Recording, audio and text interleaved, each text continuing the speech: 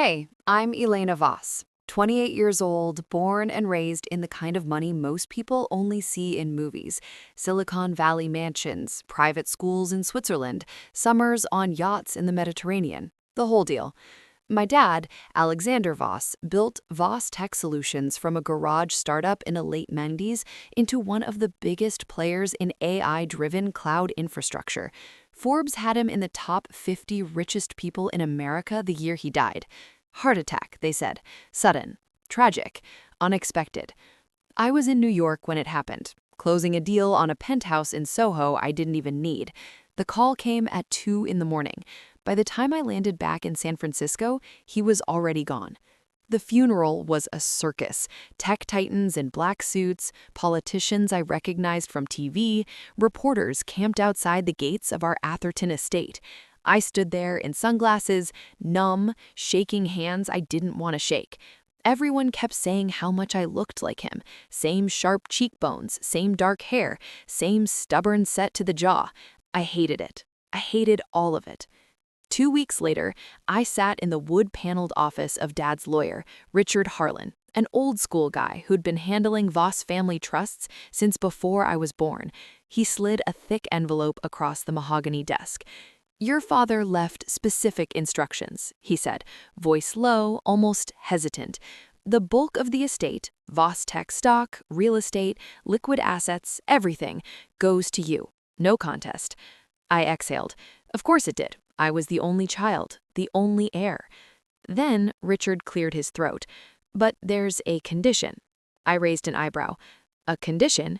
He opened the envelope and pulled out the will, page after page of legal jargon until he reached the part Dad had written himself, in his own handwriting, the same scrawl I used to see on birthday cards. "To my daughter, Elena Marie Voss. If you're reading this, I'm gone. I built this company with my own hands, and I'm proud of what it became. But I'm not proud of the bubble you grew up in. You've never had to fight for anything. You've never seen how the machine really works when you're not the one at the top. So here's the deal. You get it all, the company, the money, the houses, the jets, on one condition. For 6 full months, you will work inside Voss Tech as an ordinary employee, entry level. No special treatment, no revealing who you are. You'll use a false identity I've already prepared. You'll live on the salary they pay you. You'll take public transit if you want, eat in the cafeteria like everyone else. If you make it 6 months without anyone discovering who you really are, everything transfers to you permanently. If you fail, if you tell even one person, or if you're exposed, the entire estate goes to a list of charities I've chosen. No appeals, no second chances." I know this sounds insane. Maybe it is. But I need you to see the company the way I saw it when I started, from the ground up. I need you to know who's real and who's wearing a mask. Trust no one until you've earned the right to do so. Love always, Dad. I stared at the page until the words blurred. At first, I was furious. How dare he? After everything, he still didn't think I was ready? I'd sat in board meetings since I was 16. I had an MBA from Stanford. I knew the numbers backward. But the anger faded fast, replaced by something colder. Doubt. Dad had always been paranoid about the people around him. "Loyalty is rare at this altitude, Elena," he'd say over dinner, swirling his scotch. "Everyone smiles to your face. The second you turn your back—" He never finished the sentence, but I knew what he meant. Richard handed me a second envelope. Inside, a new driver's license, social security card, birth certificate, all in the name Lena Smith, a resume already tailored for an entry-level data entry position in the IT department, an address for a 1-bedroom apartment in Oakland I'd apparently already leased, even a prepaid phone. Everything was ready. He'd planned this down to the last detail.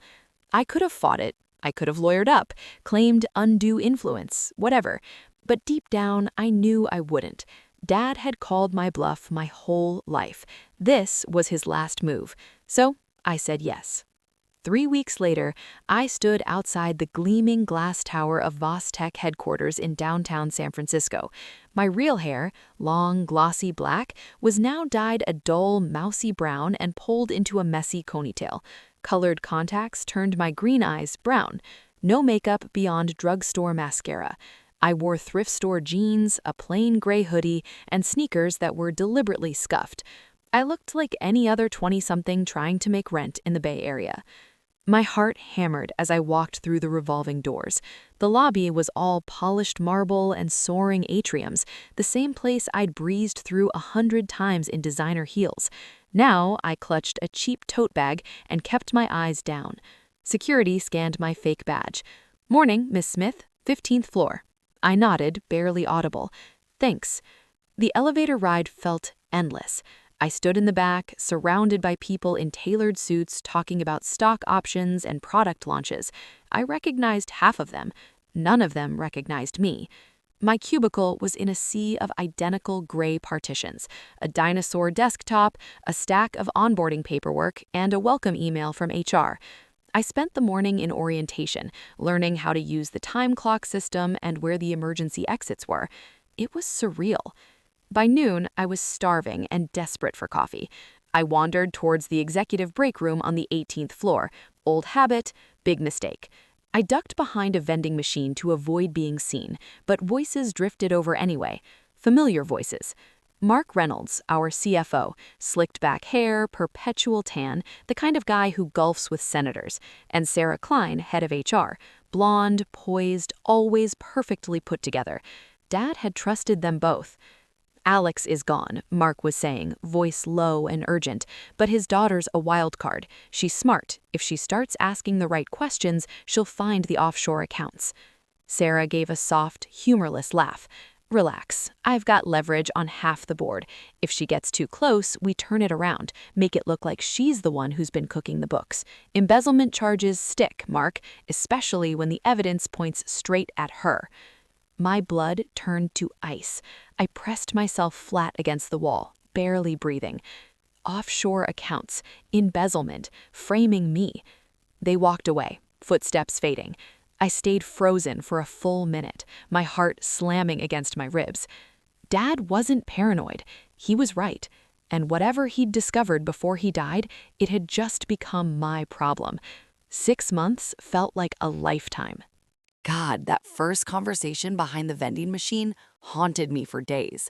I replayed it on a loop every time I closed my eyes. Mark's low, smug voice talking about offshore accounts, Sarah's icy laugh about framing me for embezzlement. It felt like someone had yanked the floor out from under my entire life. Everything I thought I knew about Voss Tech, about the people Dad trusted, was suddenly suspect. But I couldn't react. Not yet.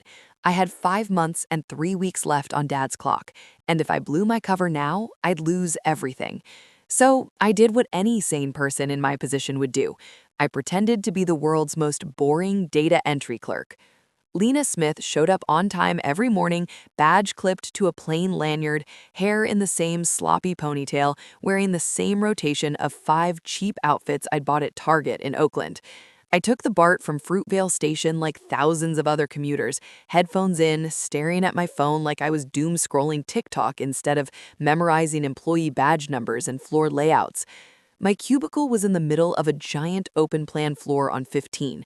Rows and rows of gray partitions, fluorescent lights buzzing overhead, the constant clack of keyboards and muffled phone calls. My deskmate was a guy named Derek, who vaped in the stairwell and complained about fantasy football. Across the aisle sat Priya, a senior developer who brought homemade samosas every Friday and never seemed to sleep. They were nice enough in that surface-level coworker way. Nobody asked deep questions. Nobody cared who I really was. It was weirdly freeing. The job itself was mind-numbing. I typed numbers from scanned invoices into spreadsheets for 8 hours a day. Copy, paste, verify, repeat. My official title was Data Entry Specialist Level 1, which translated to lowest rung on the ladder. My salary was $48 grand a year before taxes, laughable for the Bay Area. Rent on my tiny one-bedroom in East Oakland ate half of it. I bought groceries at Safeway with coupons. I learned what it felt like to check my bank balance before getting coffee. But the boredom was a gift. It gave me time to watch, to listen. The IT floor was a gossip superhighway. People talked freely because data entry clerks were basically invisible. Over burnt cafeteria coffee, I heard complaints about executive bonuses while the rest of us get 2% raises. Someone in accounting whispered about funny numbers in the Q3 report. A project manager bragged about a new contract with a defense contractor that no one was supposed to know about yet. I started small. During lunch breaks, I'd wander the building with my employee badge. Cafeteria on 5, gym on 3, rooftop garden on 20. I mapped the blind spots in the security cameras, which there were more than you'd think. I noted which executives took the private elevator to the parking garage, and which ones lingered in the lobby for smoked glass SUVs with tinted windows. One afternoon, I accidentally rode the elevator with Sarah Klein. She was scrolling her phone, AirPods in, smelling like expensive perfume. I clutched a stack of printouts like a shield. Sorry, I mumbled when the doors closed, dropping a few pages so I'd have an excuse to bend down and hide my face. She didn't even look up, just stepped over the papers with her Louboutins and said, "Watch where you're going." That tiny interaction told me everything. Sarah had always been polished and charming at company events, smiling for photos with Dad, calling me sweetheart. Now I was nobody, and she treated me like furniture. It stung more than I wanted to admit. That night, back in my cramped apartment, I couldn't sleep. The walls were thin. I could hear the couple next door arguing about money. Sirens wailed outside. I sat cross-legged on the floor with my real laptop, the one I'd smuggled from the estate, triple encrypted and air-gapped most of the time. Dad had left me a flash drive hidden in his old study safe.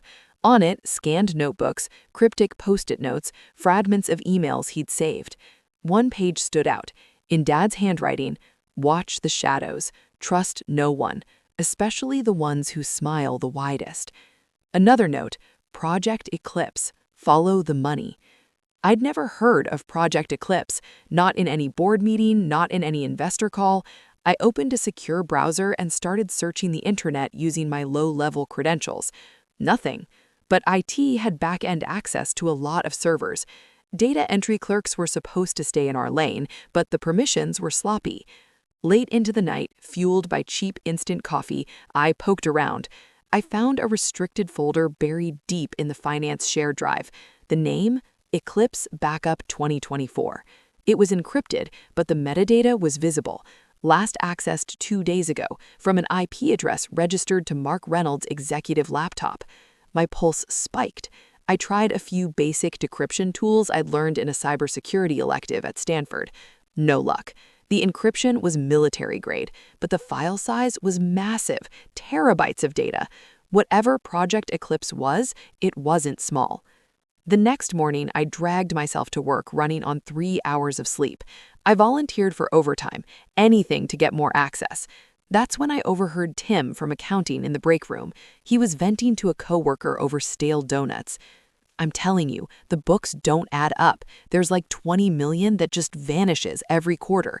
Creative accounting, they call it. I call it bullshit." His friend laughed nervously. "Dude, keep your voice down. You want to end up like that auditor last year, the one who left for family reasons?" Tim shut up fast when he saw me walk in. I pretended not to hear, poured my coffee with shaking hands, and went back to my cubicle. By the end of week 2, I was jumping at shadows. Every time the elevator dinged, I expected Mark or Sarah to step out and point at me. I started wearing a baseball cap low over my eyes. I took different routes home. I paid cash for everything. One evening, as I logged out of the restricted server, careful to cover my tracks, I swear I felt someone watching me. I spun around, nothing but empty cubicles and the hum of sleeping monitors. But the hairs on the back of my neck stood up. Dad hadn't sent me undercover to toughen me up. He'd sent me to survive. And whatever Project Eclipse was, it had already killed him once. I wasn't about to let it kill me, too. 3 weeks into this nightmare, and I was barely holding it together. Sleep was a joke, maybe 4 hours a night if I was lucky. I'd lie in my lumpy Oakland bed, staring at the water stain on the ceiling, replaying every overheard whisper, every suspicious glance. The encrypted Project Eclipse folder sat there on the server like a black hole, pulling me in but giving nothing back. I'd tried every trick I knew to crack it, but I needed more access, better tools, someone who actually knew what they were doing. That's when Jake Harlan walked into my life. He worked 2 cubicles over in software engineering, tall, maybe 6'2", with messy dark hair that always looked like he'd just rolled out of bed, and a faded black tattoo snaking up his left forearm from under his rolled-up sleeve. He wore hoodies and jeans to the office every day, even though the dress code technically frowned on it. People called him the office rebel, but quietly because the guy was brilliant. He'd single-handedly fixed a critical bug in our cloud platform last year that saved the company millions. Rumor was Mark Reynolds hated him but couldn't fire him. Our first real interaction was pure cliché. Day 21, the ancient printer in the shared station decided to jam right when I needed to print 50 pages of invoice scans. I was on my knees, swearing under my breath, trying to yank out crumpled paper without ripping it. "Need a hand, new girl?" I looked up, and there he was, leaning against the wall with an amused half-smile, holding a Red Bull like it was his lifeblood. "Lena," I corrected automatically, wiping ink smudges on my jeans. "And yeah, this thing hates me." He crouched down, popped open a side panel I didn't even know existed, and pulled out the jammed sheet in one smooth motion. "There, these dinosaurs just need a little tough love." "Thanks," I muttered, standing up too fast and nearly knocking over the paper tray. "No problem." He handed me the fixed pages, his fingers brushing mine for half a second. "You started a few weeks ago, right? IT data entry?" I nodded, keeping my eyes on the printer like it was the most fascinating thing in the world. "Yeah, thrilling stuff." He laughed, low, genuine. "I feel you. I spend half my day debugging code written by interns who think semicolons are optional." He paused, studying me. "You don't look like the usual data entry type." My stomach dropped. "What's that supposed to mean?" "Relax," he said, raising both hands. "I just mean you seem sharper. Most people in that role zone out by week 2. You're always watching everything." I forced a shrug. "Gotta stay awake somehow." He grinned. "Fair. Hey, there's a group of us grabbing tacos after work at that truck on 10th. You should come. Way better than cafeteria sludge." I mumbled something non-committal and fled back to my cubicle, heart racing. Too close, way too close. But I couldn't stop thinking about what he'd said. You're always watching everything. Over the next few days, Jake became a constant presence. He'd wander over during breaks, lean on my partition, make small talk about the latest product launch or how the 49ers were tanking again. Harmless stuff. But every time, his eyes had this intensity, like he was looking for something behind my answers. One Thursday, we ended up alone in the break room after hours. I was reheating leftover Thai food. He was nuking a burrito. The conversation started normal, complaining about the new time-tracking software HR rolled out, then veered. You ever wonder what really goes on upstairs? Executive floor, all those closed-door meetings? I froze, chopsticks halfway to my mouth. Not really, I just punch numbers. He gave me a sideways look. Come on, everyone wonders, especially when bonuses get announced and the rest of us get pizza parties. I laughed it off, but my mind was screaming. Trap? Genuine? I decided to test the water. I heard some weird stuff the other day. Finance people talking about budget discrepancies or something. Sounded intense. Jake's expression shifted, just a flicker, but I caught it. He glanced toward the door, then back at me. Be careful what you listen to around here, Lena. Walls have ears, and some conversations aren't meant for people like us. People like us. The way he said it sent a shiver down my spine. That night, I couldn't let it go. I pulled up the employee directory on my laptop. Jake Harlan, senior software engineer, hired 4 years ago, Stanford grad, same as me. No red flags on LinkedIn, I checked through a burner account. But something about him felt off, too perceptive, too interested. The next day, I took a risk. During a slow afternoon, I leaned over the partition between our sections. "Hey, Jake. Hypothetically, if someone found a weird encrypted file on the server, how would they figure out what it was?" He looked up from his triple monitor setup, eyebrows raised. "Hypothetically? Depends how encrypted. You poking around where you shouldn't, Smith?" I rolled my eyes. Just curious. I saw something labeled Project Eclipse when I was uploading scans. Thought it sounded cool. His face went completely still. For 3 full seconds, he didn't move. Then he leaned back, running his hair through his hair. "How the hell did you—" He stopped himself, glanced around, lowered his voice. "Meet me tonight, off-site. There's a dive bar in the Mission, O'Malley's on 24th, 9 o'clock. Come alone." I should have said no. Every instinct screamed danger, but I was drowning and he was throwing me a rope. "Okay," I whispered. That evening, I took 3 different buses to make sure no one followed me. O'Malley's was dark, sticky-floored, packed with locals watching a Warriors game. Jake was in a corner booth, nursing a beer, wearing a beanie pulled low. I slid in across from him. "This better be good. I'm missing The Bachelor for this." He didn't smile. Instead, he slid a small USB drive across the table. "This has partial decryption scripts, military-grade stuff I wrote for a side project. It'll get you metadata, maybe some headers. But Lena," he leaned forward, voice deadly serious, "if you're really in this, you're in deep. People have disappeared over less than Project Eclipse." "Disappeared?" My mouth dried. He nodded.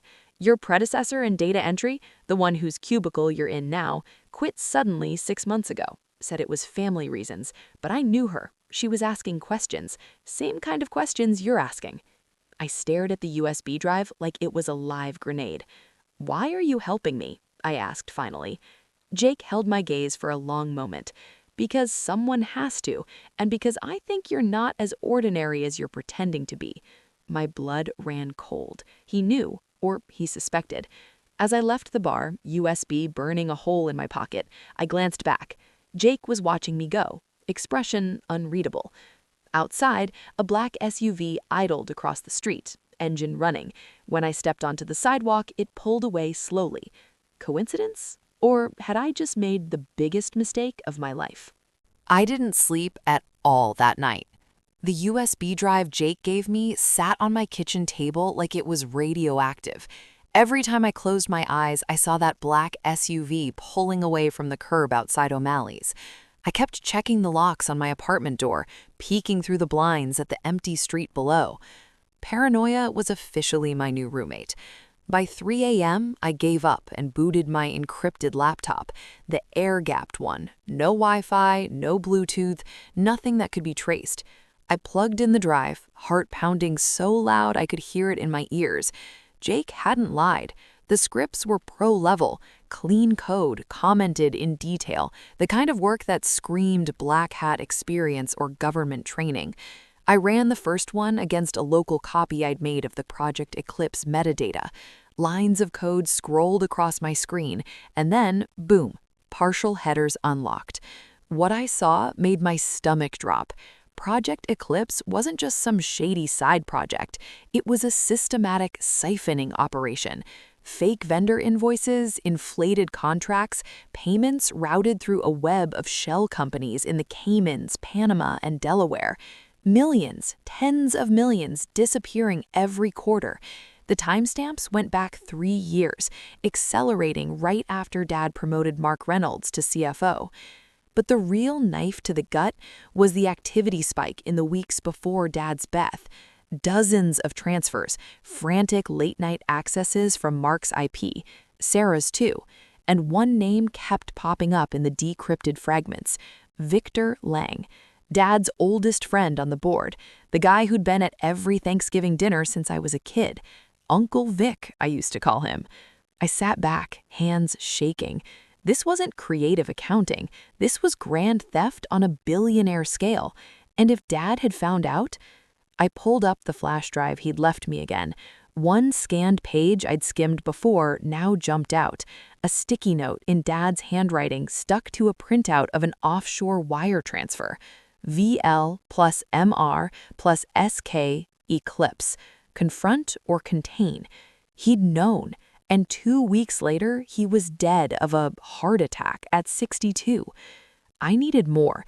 The partial decryption gave me patterns, but not the full ledger. I needed eyes inside finance. The next day at work, I volunteered for every overtime shift going. Data entry might be boring, but it gave me legitimate reasons to shuttle files between departments. I started hanging around the 18th floor after 5 when most people cleared out. That's how I met Carla Ruiz, Mark Reynolds' executive assistant. Carla was in her mid-40s, tiny with nervous eyes and a habit of twisting her gold necklace when she was stressed. She'd been with the company 15 years, worked her way up from reception. Everyone liked her. She remembered birthdays, brought tamales at Christmas, but lately she looked exhausted. Dark circles, weight loss, jumping every time her phone buzzed. One late evening, I was dropping off a stack of digitized invoices at her desk. The executive floor was quiet, except for the hum of the HVAC. Mark's office door was closed, light off. He'd left early for some investor dinner. "Hey, Carla," I said softly, not wanting to startle her. "These are the Q3 scans you requested." She looked up, startled anyway. "Oh, thanks, Lena. You're a lifesaver. Everyone else bails at 5 on the dot." I smiled, lingering. "Long day?" She sighed, rubbing her temples. "Long year." Then quieter. "You ever feel like you're in over your head? Like you know things you shouldn't?" My pulse spiked. I leaned against her desk, casual. "All the time. This place is intense." She glanced towards Mark's door, then back at me. "Mr. Reynolds and Miss Klein, they're not just colleagues, you know. It's more than that. And the things I've seen—" She trailed off, eyes filling. I kept my voice gentle. "You can tell me. I'm nobody. Nobody listens to data entry clerks." Carla twisted her necklace harder. "I've signed things. Invoices, transfers. They said it was standard, but the amounts? Millions to companies that don't even have websites. And Mr. Voss, the old Mr. Voss, he started asking questions last fall, wanted full audits. Then suddenly he's gone and everything speeds up." My throat grew dry. "What do you mean, speeds up?" She whispered now. "More transfers, cleaning house. I heard Mark say they needed to tie up loose ends before the daughter takes over." Loose ends? I was the daughter. I wanted to push harder, but her phone buzzed, Mark's name on the screen. She jumped like she'd been shocked. I have to take this." She turned away, voice trembling as she answered. I backed off, heart racing, and headed for the elevator. But as I passed the hallway to the stairwell, I caught a glimpse of movement in the reflection of a glass wall. A shadow, tall, male, ducking out of sight. Jake or someone else? That night I ran the deeper decryption scripts, more files unlocked, email fragments. The old man suspects, neutralize if necessary, sent from a burner account to Mark's private address. Another, heart meds swapped, easy, wait for the stress to do the rest. Poison. They'd poisoned him. I slammed the laptop shut, tears burning. Dad hadn't died of natural causes. He'd been murdered because he got too close. The next morning, I got a text from an unknown number. "Stop digging or you'll end up like your father." Not the old man, my father. They knew who I was. Or they suspected. I stared at the screen until the screen went black. The walls of my tiny apartment felt like they were closing in. I couldn't trust Jake. His help had come too fast, too perfect. I couldn't trust Carla. She was scared, but scared people break. I couldn't even trust the barista at the coffee cart downstairs. I was alone in a building of 5,000 people, many of whom might want me dead. But I wasn't backing out. Dad sent me here for a reason. He'd known the sharks were circling, and he'd armed me the only way he knew, by making me invisible. I wiped my eyes, opened the laptop again, and started planning my next move. Project Eclipse wasn't just stealing from the company, it had stolen my father, and I was going to burn it to the ground. I couldn't keep operating solo. The anonymous text, "Stop digging or you'll end up like your father," proved they were watching me.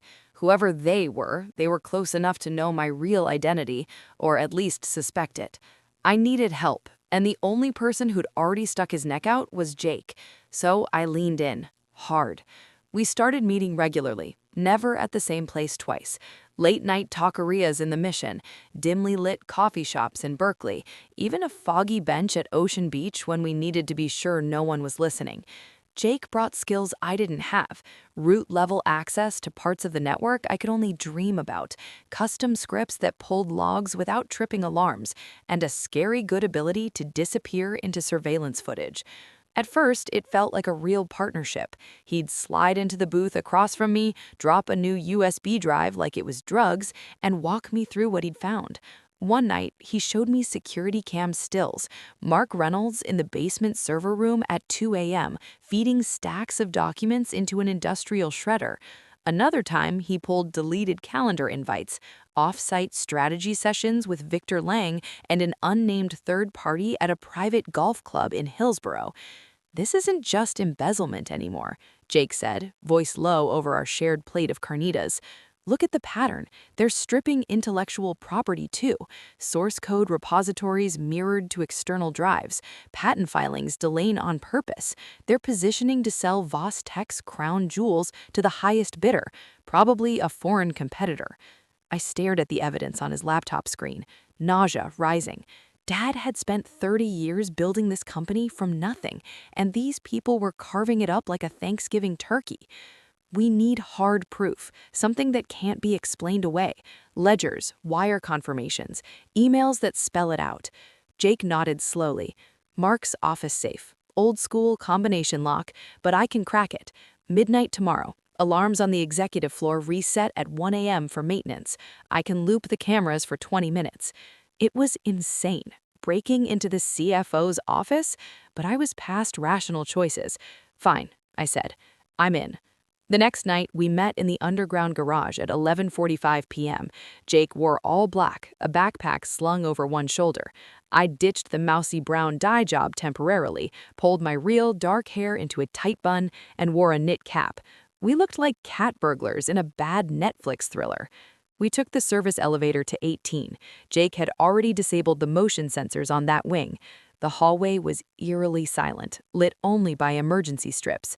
Mark's corner office door was locked, of course, but Jake made quick work of it with a bump key and a tension wrench. 30 seconds, and we were inside. The office smelled like Mark, expensive leather and that cloying Tom Ford cologne. Moonlight spilled through the floor-to-ceiling windows overlooking the Bay Bridge. Jake went straight to the painting behind the desk, a generic modern art piece that screamed tax write-off. He swung it open to reveal the safe. "Old combination model," he whispered. "Give me 3 minutes." I stood guard at the door, heart hammering so hard I was sure the night security guard could hear it 3 floors down. Jake's fingers flew over the dial, listening for the tumblers, feeling the drop. Click, click. The doors swung open. Inside, neat stacks of ledgers, burner phones, and a thick manila folder labeled Eclipse, Final Phase. We photographed everything with our phones, page after page of offshore account numbers, signed approvals from Victor Lang, even a non-disclosure agreement with a Chinese tech conglomerate I recognized from the news. Jackpot. But then, footsteps in the hallway. Slow, deliberate. We froze. Jake quietly closed the safe, swung the painting back. I grabbed his arm and pulled him toward the desk. We dropped to the floor and crawled underneath, squeezing into the knee space, backs pressed against the wood. The door opened. I held my breath. Expensive loafers came into view. Victor Lang. He walked straight to the safe, opened it with the combination. He knew it. Pulled out a single flash drive and slipped it into his pocket. He muttered to himself, voice low but clear enough to hear. "The girl's getting too close. Time to end this before she ruins everything." The girl. Me. Elena Voss, not Lena Smith. He knew, or strongly suspected. Victor closed the safe, reset the painting, and left as quietly as he'd come. The door clicked shut behind him. Jake and I stayed under that desk for a full 5 minutes, barely breathing. When we finally crawled out, my legs were shaking so badly I had to lean on him. We escaped the building without incident, different exits, separate routes home. But the high of getting the evidence crashed hard. Victor's words echoed in my head the entire BART ride back to Oakland. Time to end this. End the scheme or end me? The next morning, I texted Jake. "We need to talk now." We met at a crowded farmer's market in Jack London Square, too many people for anyone to try anything. I confronted him straight out. "Sarah? You're working with Sarah?" He looked shocked, genuinely, or a hell of an actor. "Alina, Lena, listen to me. It's not what you think." "Then explain." He ran his hair through his hair, glancing around. I'm playing her, getting close so she trusts me. That envelope, it's a list of the next transfers. She thinks I'm on board for a cut. I wanted to believe him. God, I wanted to believe. But trust was in short supply. I prove it, I said, voice shaking.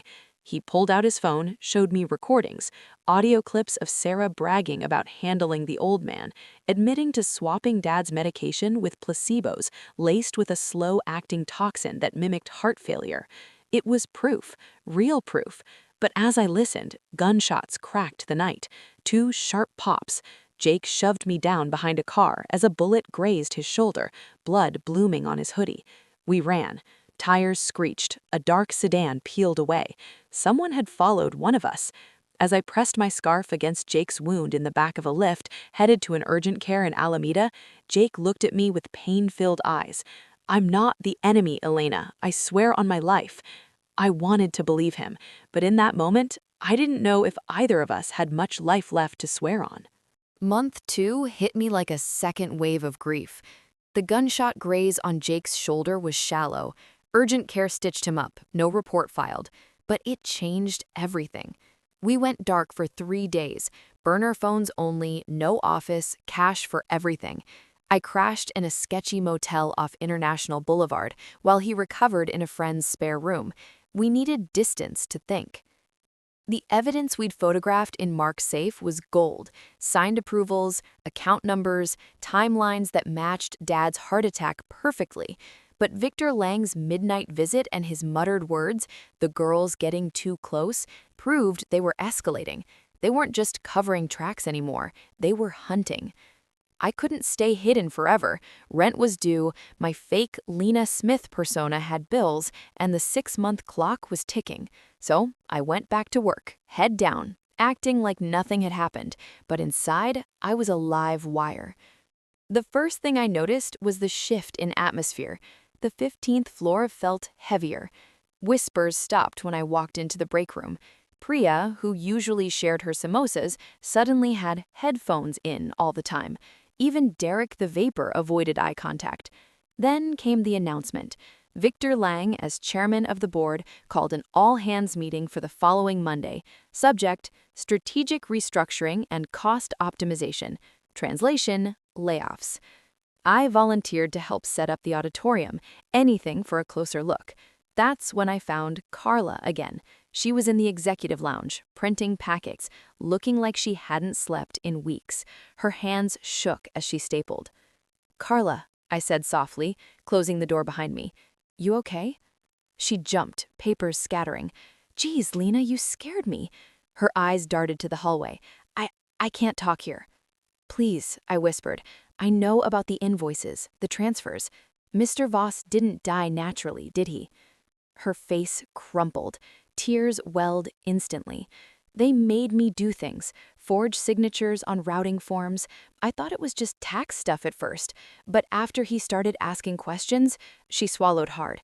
"Ms. Klein gave me a bottle of his heart medication to refill from the office stash, said the pharmacy messed up the dosage. I didn't know, I swear I didn't know it was poisoned until after." Poisoned. Confirmed. My knees went weak. I gripped the table. Who else? Mark, Victor, and others. Board members, investors. They're bleeding the company dry before anyone notices. She wiped her eyes. "Your Mr. Voss's death wasn't natural. The toxin built up over weeks, made it look like heart failure." I wanted to hug her, scream, throw up all at once. Instead, I stayed calm.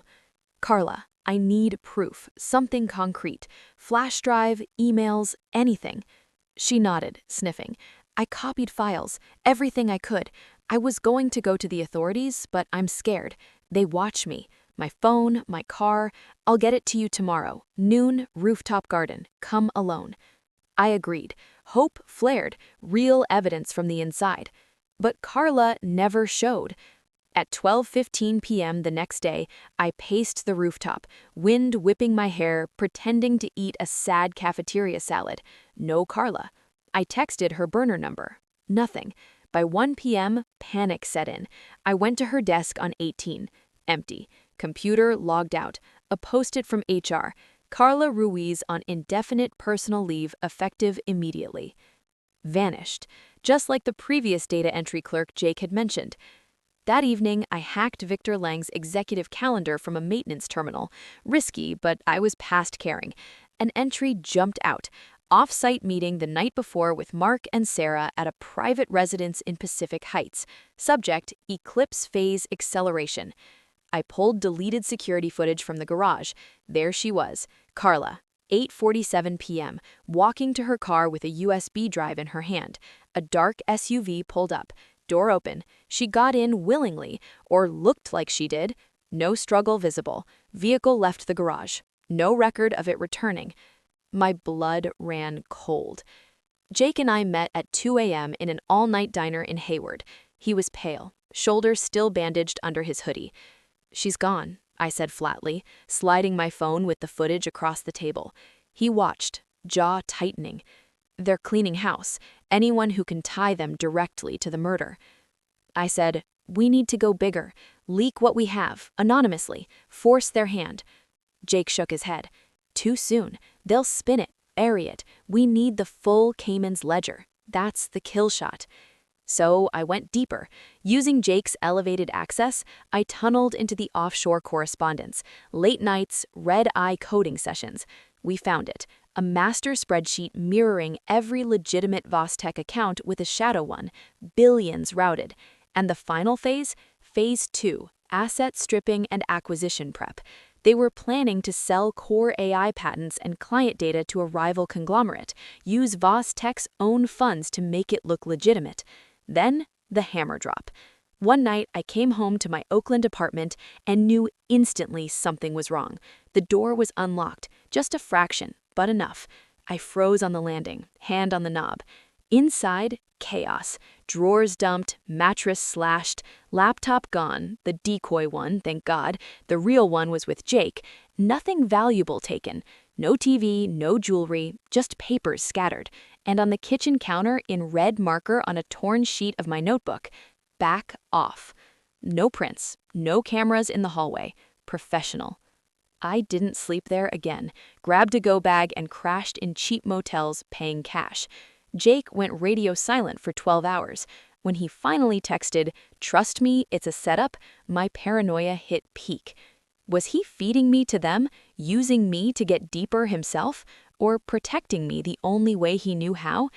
I sat in a laundromat at 3 a.m., watching my clothes spin, wondering if I'd even make it to month 6.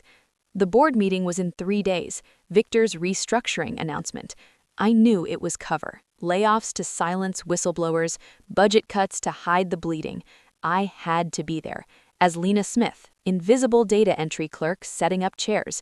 Whatever happened next, the shadows were closing in, and I was running out of places to hide. I was done playing defense.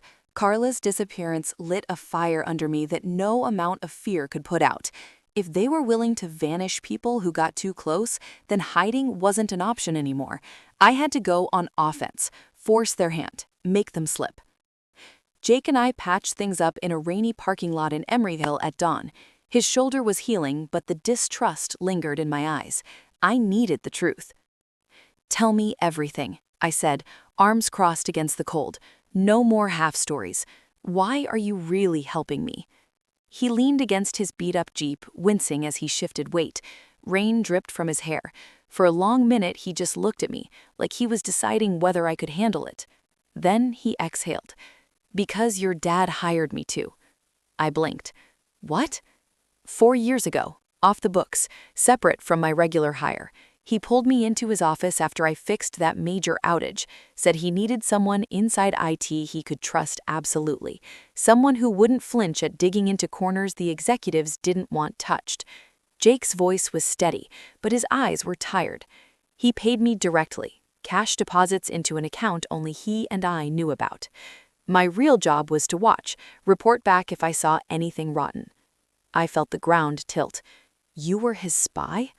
"Protector," he corrected softly. He was getting threats, anonymous emails, weird brake issues on his car. He thought someone on the board was moving against him. When Eclipse started ramping up, I flagged it.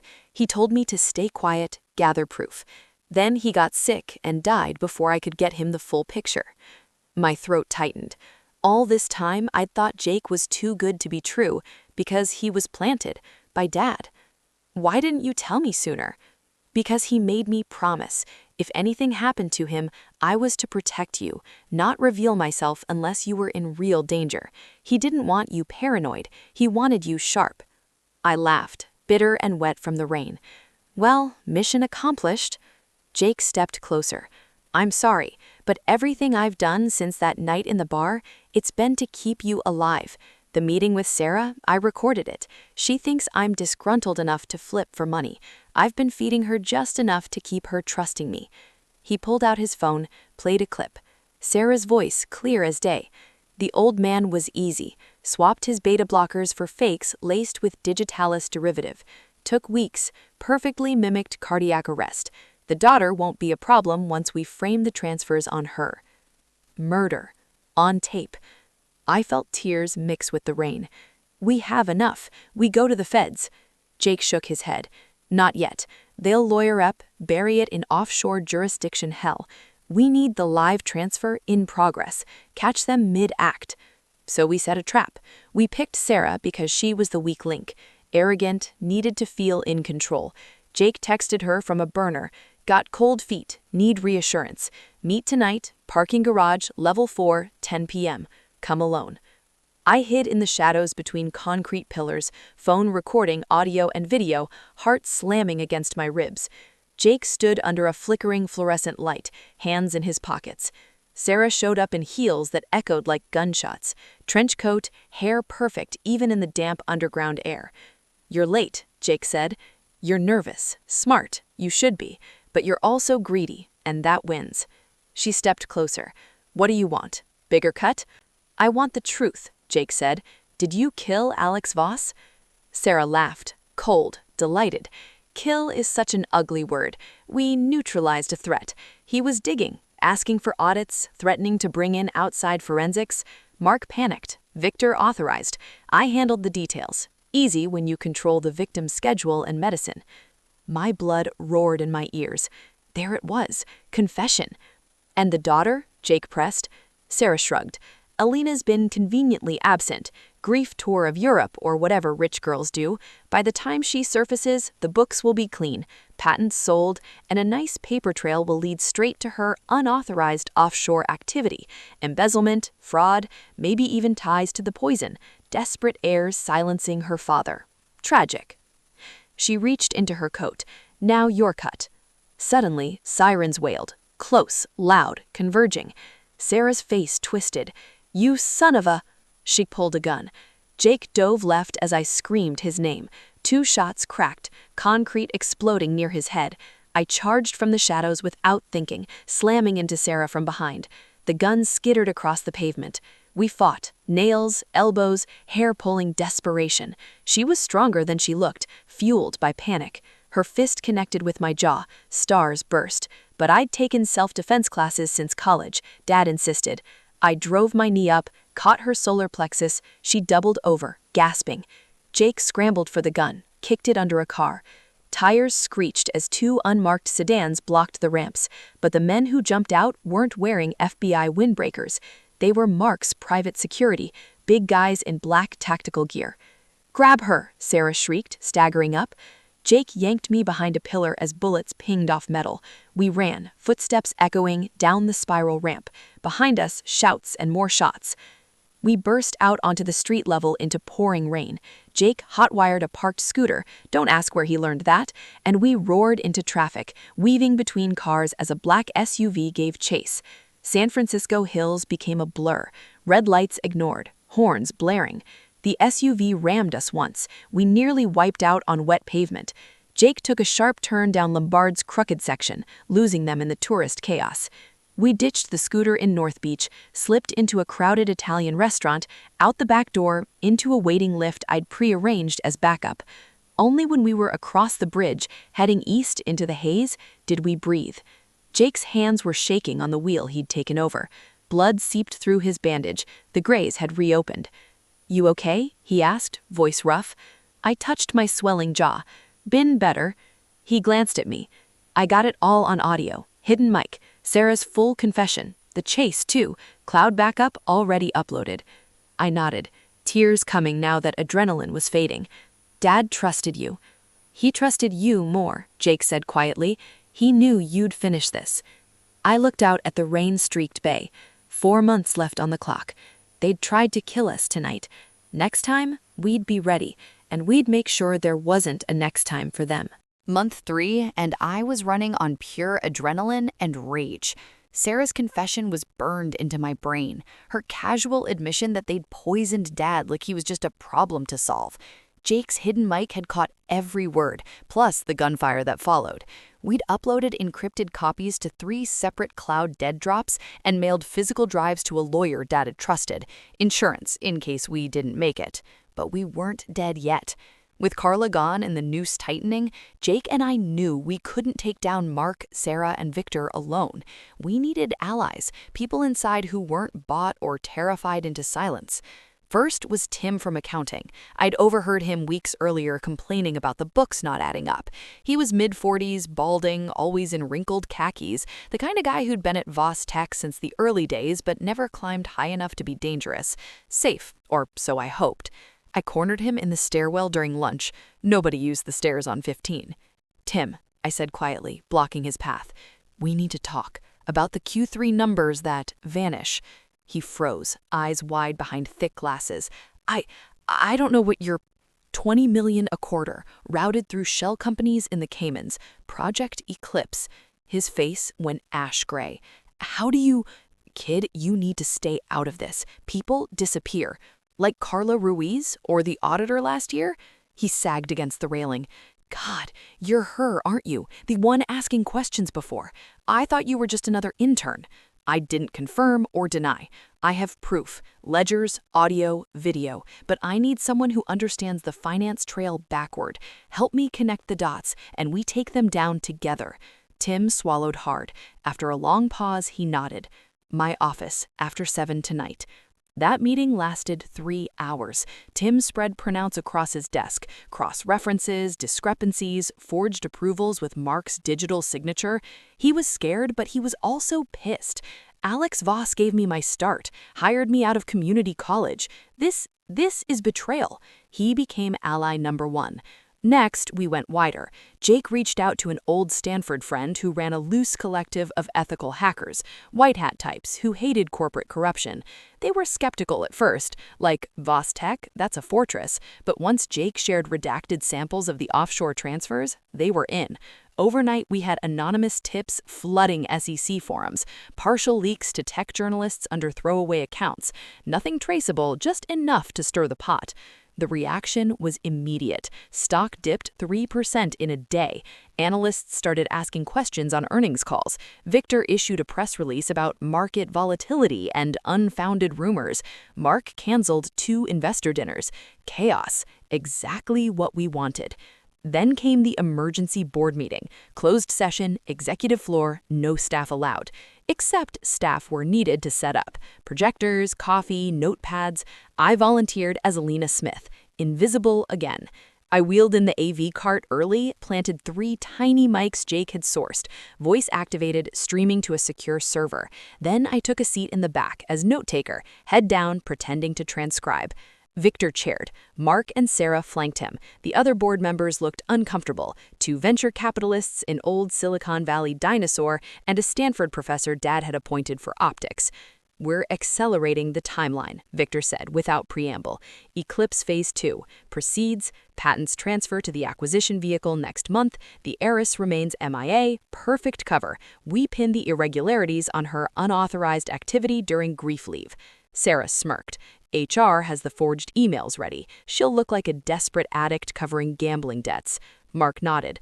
Layoffs start Friday, cleans the lower ranks. Anyone who might talk gets a severance package and an NDA thicker than the Bible. One of the VCs shifted. This is risky. If Alina surfaces, she won't, Victor cut in. Not intact. The room went silent. I kept my head down, fingers flying over my laptop, but inside I was screaming. They were planning my murder, or framing me so completely I'd spend life in prison. Then, movement at the door. Sarah's eyes snapped up. You, she hissed. I looked up too late. She'd spotted me through the glass panel. My posture, my eyes, something. Recognition flashed. Lena Smith? Wait, Elena? Chaos erupted. Victor lunged for the intercom. Security! I bolted, shoving the cart into Mark's path, papers flying. Down the hall, heels pounding behind me. Sarah's. I hit the stairwell, taking steps 3 at a time, lungs burning. 18 floors down. I burst into the lobby, badge scanned out the side exit into the alley. Jake was waiting in a borrowed Civic, engine running. Go! I yelled, diving in. He peeled out as security poured from the building. We lost them in Soma traffic, doubling back through one-ways. But my cover was blown, completely. That night, we holed up in a safe house the Hacker Collective arranged, some anonymous Airbnb in the Sunset District. Jake poused as I stared at my phone. Now they know I'm here and alive, I said. Jake stopped. Yeah, but they also know we're not backing down. His phone buzzed, a text from an unknown number. He read it, face tightening. What? It's from inside. One of the board members, the professor, says he's out, wants to talk, says he has records of Victor's strong-arming votes. Hope flickered. Maybe not everyone was rotten. But then Jake's expression darkened further. Wait, there's more. From my regular phone, the one Sarah has the number for. He showed me a single message from her. You think you're smart. Your protector isn't who he says. Ask him about the payment he took from Mark last month. I looked at Jake. What payment? He grew pale. It's fake. Planted. They're trying to split us. But doubt crept in. He'd gone silent for hours after the apartment break-in. And now this. Jake. I swear, he said, voice breaking. I've never taken a dime from them. It's a setup. I wanted to believe him. God, I did. But as sirens wailed in the distance, real or imagined, I couldn't tell anymore who was ally and who was enemy. The lines had blurred completely, and the clock was ticking louder than ever. Month 5. I was a ghost in my own life. No more Oakland apartment, no more BART commutes, no more cubicle on 15. After Sarah spotted me in the boardroom, my Lena Smith cover was dead. Jake and I had been bouncing between safe houses, Airbnbs booked under fake names, motels that took cash and didn't ask questions, even a night in the back of Tim's minivan parked in a Walmart lot in Tracy. We were exhausted, running on burner phones and bad coffee, but we were also winning. The anonymous leaks had snowballed. Tech blogs were running stories, whispers of financial irregularities at Vostech. CNBC did a segment on the stock dip. The SEC opened a preliminary inquiry. Victor tried to spin it as competitive sabotage, but the board was fracturing. 2 members resigned quietly, citing personal reasons. The Stanford professor who'd reached out to Jake delivered. Scanned minutes of meetings were Victor's strong-armed votes on special projects. And the Hacker Collective? They hit the mother lode. A mirrored server in the Caymans went offline for maintenance, and in that window, they siphoned the full Eclipse ledger. Billions traced, every transfer, every shell company, every approving signature. Mark's, Sarah's, Victor's. Digital fingerprints everywhere. It was enough for a RICO case, let alone murder. Jake had quietly looped in the FBI through a contact his dad knew from military days, an agent in the San Francisco white-collar division who hated corrupt tech bros. We fed them evidence in drips, audio of Sarah's confession, the safe photos, Carla's files, which Tim recovered from her cloud backup after she disappeared. Turns out she'd been stashed in a corporate condo in Sacramento, too scared to run. The feds wanted an airtight bust. They needed to catch the trio mid-transfer or mid-meeting.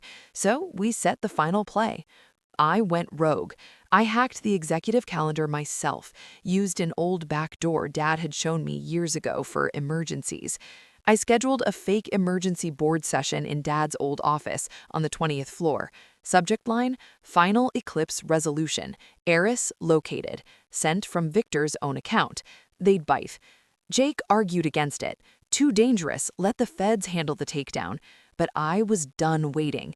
They murdered my father, Jake. I want to look them in the eye when it ends. He couldn't change my mind. The night of the meeting, I walked into Vostech headquarters like I owned the place. Because I did. No disguise this time. Real hair, real clothes. Black jeans, leather jacket, boots. Hair down, green eyes, sharp. Security at the lobby recognized me instantly. Gasps, frozen stares. One guard reached for his radio. I held up my real badge, the one that said Elena Voss, CEO in waiting. "Stand down," I said, calmly. "I'm exactly where I'm supposed to be." The elevator ride to 20 felt eternal. Dad's office had been sealed since his death, untouched like a shrine. I unlocked it with the master key Richard Harlan had given me months ago. Inside, it still smelled like him. Leather, cedar, faint scotch. His desk sat exactly as he'd left it. Photos of me at graduation, at my first company picnic. I ran my fingers over the frame, steeling myself. They arrived 10 minutes later. Mark first, blustering. "What the hell is this?" Security said. He stopped dead when he saw me leaning against Dad's desk. "You," he breathed. Sarah next, heels clicking, face pale but defiant. "Well, the prodigal daughter returns." Victor last, closing the door behind him with a soft click. His expression was stone. "Elena, you shouldn't be here." I smiled, cold. "Actually, this is exactly where I should be, clearing out the trash." Mark recovered first, sneering. "You have no idea what you're walking into, little girl. Whatever you think you found, I found everything," I cut in. "Offshore accounts, fake invoices, patent theft, and the best part, the digitalis derivative in Dad's medication. Slow, untraceable, until it wasn't." Sarah laughed, but it cracked. "You can't prove—" I hit play on the laptop I'd set up. Sarah's voice filled the room, her parking garage confession crystal clear. "We neutralized a threat. The daughter won't be a problem once we frame the transfers on her." Mark lunged for the laptop. I stepped aside. He crashed into the desk. Victor pulled a gun from his jacket. Small, sleek, silenced. "Enough. You're just like your father. Too stubborn, too nosy." He leveled it at my chest. "This ends tonight." My heart thundered, but I didn't flinch. "You're right, it does." Victor's finger tightened on the trigger. The door exploded inward, wood splintering, shouts of "FBI, drop it!" Agents poured in, red dots dancing on Victor's chest. Jake was right behind them, shoulder holster visible under his jacket. He'd been wired the whole time. Victor hesitated half a second too long. A shot rang out. Non-lethal, thigh. He dropped, screaming. The gun clattered away. Mark tried to run. 2 agents tackled him like a linebacker sack. Sarah stood frozen, lipstick smeared, until cuffs clicked on her wrists. Jake reached me as my knees buckled. He caught me before I hit the floor. "You okay?" he whispered.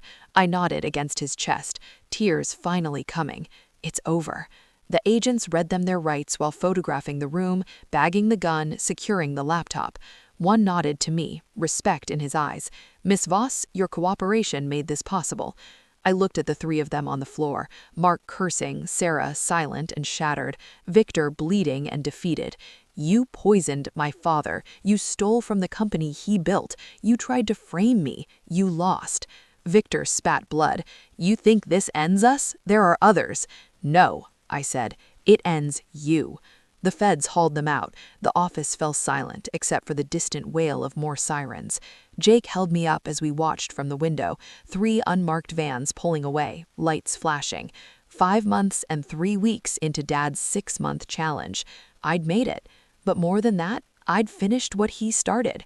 I turned to the desk, opened the top drawer where I knew he kept it, a small wooden box. Inside, a note in his handwriting. "If you're reading this, you did it. I knew you would. The company is yours. Make it better than I did. Love, Dad." I pressed it to my chest and cried, really cried for the first time since he died. Jake stood beside me, hand on my shoulder. Tomorrow, I'd face the board, reveal everything, clean house. But tonight, in Dad's office, with the city lights glittering below, it was enough. We'd won. 6 months to the day. I stood in the boardroom on the 20th floor, the same one where Victor had once chaired meetings like a king. Sunlight poured through the floor-to-ceiling windows, glittering off the Bay Bridge and the ferries cutting white wakes below. The room smelled like fresh coffee and new leather, clean, no trace of the old rot. Every seat was filled. The remaining board members, minus Victor, Mark, and Sarah, of course, sat stiffly in their suits. Reporters waited outside, cameras ready. FBI agents lingered in the hallway, wrapping up final statements. Tim from accounting stood in the back, arms crossed, a small, proud smile on his face. Carla was there too, rescued from her forced leave, looking thinner but unbroken. Even Priya and Derek from IT had been invited. They deserved to see this. And Jake, he stood beside me, no longer in hoodies and jeans. Tailored shirt, sleeves rolled up, that tattoo peeking out. He wasn't hiding anymore. I wore a simple black blazer over a silk blouse. Nothing flashy, but it fit like armor. My hair was back to its natural dark waves, eyes green and sharp. No more dye, no more contacts. Elena Voss, in the flesh. At exactly 9 a.m., I stepped to the head of the table, Dad's old spot. "Thank you for coming on short notice," I began, voice steady. "Some of you already know parts of what's happened. Today, you'll hear all of it." I didn't rush. I laid it out, methodical, calm, devastating. The embezzlement, the offshore accounts, the patent theft, Project Eclipse in full, ugly detail. I projected the ledgers on the screen, the wire trails, the forged signatures, then the audio, Sarah's confession in the parking garage, Victor's threats in this very room, video from Mark's office safe, Carla's testimony about the poisoned medication, the FBI's confirmation of digitalis traces in Dad's untouched prescription bottle, recovered from evidence lockup. Gasps rippled around the table. One VC put his head in his hands. The professor who'd flipped looked vindicated. When I finished, the room was silent except for the hum of the projector cooling down.